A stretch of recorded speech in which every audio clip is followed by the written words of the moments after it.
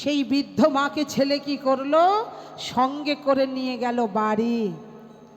বাড়িতে নিয়ে গিয়ে স্ত্রী পরমাকে বলছে, পরমা আমি জানি তুমি কাল সকাল হলেই চলে যাবে, তবে চলে যাবে আমি জানি, আমার কটা কথা বলার আছে পরমা।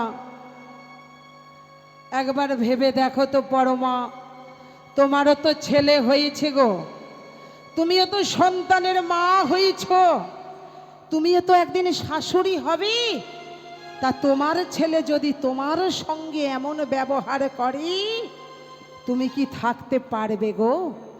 এই কথা বলতে স্ত্রী শাশুড়ি মাকে জড়িয়ে ধরেছে, মা অপরাধ করেছি, ভুল করেছি, আজ থেকে যে কটা দিন বাঁচবো আমরা সবাই একসঙ্গে বাঁচবো।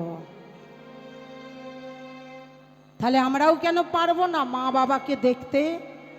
যে মা বাবার জন্য পৃথিবীর আলো দেখলাম, এই পৃথিবীতে এলাম, আমরা সবাই নিজ নিজ মা বাবার সেবা করব।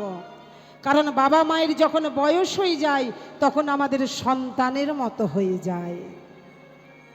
তাই আমরা সবাই নিজ নিজ মা বাবার সেবা করব। কারণ মানুষ এই আছে এই নেই।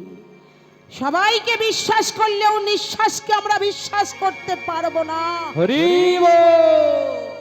এই তো কিছুদিন আগে আমাদের গ্রামে, আমার পাশেই, আমার বাড়ির পাশেই একটা মর্মান্তিক ঘটনা ঘটে গেল। অনেকেই ফেসবুকে ইউটিউবে খবরটা দেখেছেন।